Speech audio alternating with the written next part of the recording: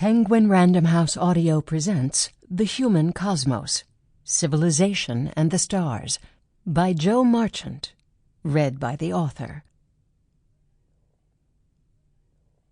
For Poppy and Rufus. Prologue. Almost 14 billion years ago, everything burst out of nothing. Our universe pricked into being as an unimaginably hot, dense, tiny point, then almost instantaneously exploded outwards, the very fabric of space expanding faster than the speed of light, until all of existence was roughly the size of a grapefruit. After that, the universe continued to expand and cool, and the first matter formed. Within the first second, a dense soup of particles, neutrons, protons, electrons, photons, neutrinos, jostled in a smashing, searing heat that scattered light like fog. By the time it was about 380,000 years old, this cosmic bubble had expanded to tens of millions of light-years across and cooled to a few thousand degrees, mild enough for atoms to hold together, and for the first time the universe became transparent to light. There was an initial flash of illumination, then darkness fell. It took several 100 million years for the attractive force of gravity to work on subtle density variations, inexorably collapsing clumps of gas to form the first stars and galaxies, and one by one, the celestial lights switched on. Most guides to cosmology tell some version of this sequence of events. Mysteries remain.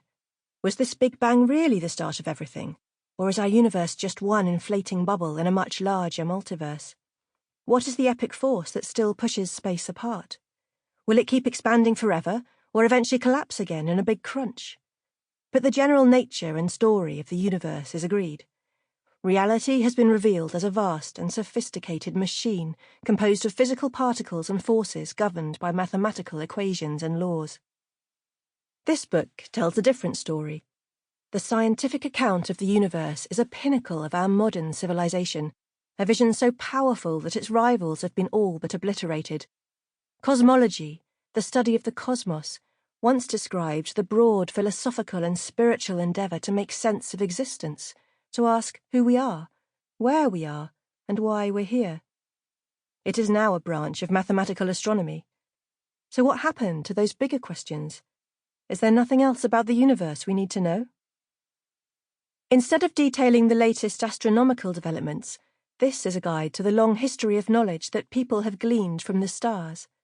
It's about what their view of the cosmos told them, of the nature of reality and the meaning of life, about the gods and souls, myths and magical beasts, palaces and celestial spheres that we've discarded, about how the scientific view came to dominate, and how in turn that journey still shapes who we are today.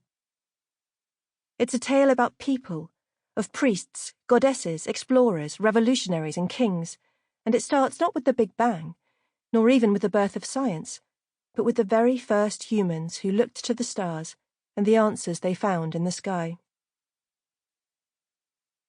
Why bother about the celestial beliefs of the past? Archaeologists and historians often don't. We know that science was built on attempts to understand the heavens, but this is rarely a focus for scholars tracing human progress more generally. I think this has created a huge blind spot in our understanding of where we came from. In fact, the patterns people see in the sky have always governed how they live on Earth, shaping ideas about time and place, power and truth, life and death. We see this in the ancient past, with the eclipse-obsessed Babylonians, the Egyptian pharaohs who built pyramids to guide their souls to the stars, the Roman emperors who fought under the banner of the sun. Ideas about the cosmos have shaped the modern world, too. These influences are still deeply ingrained in our society, even if we've forgotten their origins, in our parliaments, churches, galleries, clocks and maps. Beliefs about the sun, moon and stars played a central role in the birth of Christianity, and in Europe's exploration and domination of the planet. They guided the rebellious lawmakers who founded the principles of democracy and human rights, the economists who developed the frameworks on which capitalism depends, and even the painters who produced the first abstract art. Today, as light pollution envelops our planet, the stars are almost gone. Instead of thousands being visible on a dark night, in today's cities we see only a few dozen, and astronomers fear these will soon be vastly outnumbered by artificial satellites. Most people in the US and Europe can no longer see the Milky Way at all. It is a catastrophic erosion of our natural heritage, the obliteration of our connection with our galaxy and the wider universe. There has been no major outcry. Most people shrug their shoulders, glued to their phones, unconcerned by the loss of a view treated as fundamental by every other human culture in history. Yet we're still trying to work out our place in the cosmos. Science has been wildly successful. Today's 5-year-olds know more about the history, composition, and nature of the physical universe than early cultures managed to glean in thousands of years. But it has also dissolved much of the meaning that those cultures found in life. Personal experience has been swept from our understanding of reality, replaced by the abstract, mathematical grid of space-time. Earth has been knocked from the centre of existence to the suburbs, life reframed as a random accident, and God dismissed altogether. Now everything can be explained by physical laws. Far from having a meaningful role in the cosmic order, we're just chemical scum, as physicist Stephen Hawking put it, on the surface of a medium-sized planet orbiting an unremarkable star. Critics have fought this mechanistic view of humanity for centuries, often rejecting science wholesale in the process. But now, even high-profile scientists are voicing concerns that until very recently were taboo. They are suggesting that perhaps physical matter isn't all that the universe is, all that we are. Perhaps science is only seeing half of the picture. We can explain stars and galaxies, but what about minds? What about consciousness itself? It's shaping up to be an epic fight that just might transform the entire Western worldview. With the battle lines drawn, I think we need a shift in perspective, an overview. Here, then, is a book about the cosmos, not a scientific guide, but a human one. Rather than give an exhaustive account, I've chosen 12 moments, stepping stones, if you like, that tell us something about how people through history have seen the sky. In particular, these 12 stories follow the rise of the Western material universe and how this model of the cosmos came to dominate our lives. The stories trace a path from humanity's earliest expressions in cave paintings and stone circles, through the birth of great traditions such as Christianity, democracy, and science, to the hunt for alien life and our recent flights into actual and virtual space.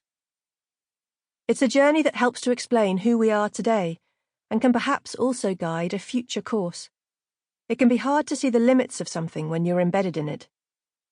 I hope that zooming out to survey the deep history of human beliefs about the cosmos might help us to probe the edges of our own worldview and perhaps look beyond. How did we become passive machines in a pointless universe? How have those beliefs shaped how we live? And where might we go from here? Chapter 1. Myth. There's a curious pattern of dots that recurs in art around the planet and throughout history. The number varies, but commonly it's a close-knit group of 6 circular spots, distinctively arranged in lines of 4 and 2.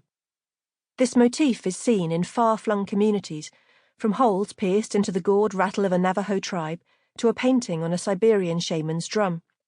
It even appears in the logo of the Japanese car manufacturer Subaru.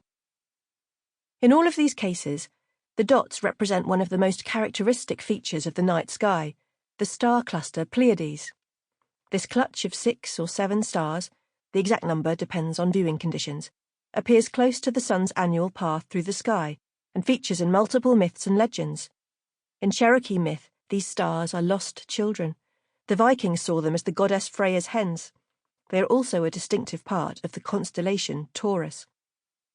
The Pleiades sit just above the shoulder of this celestial bull, with its thrusting horns, prominent eye, the red giant Aldebaran, and another star cluster, the Hyades, splashed in a V across its face. The frequent appearance of this 6-spot pattern demonstrates the importance of the Pleiades in societies around the world, as well as the shared human desire to capture aspects of the starry sky in art. But there is more to this story, another example of these dots that seems, frankly, impossible.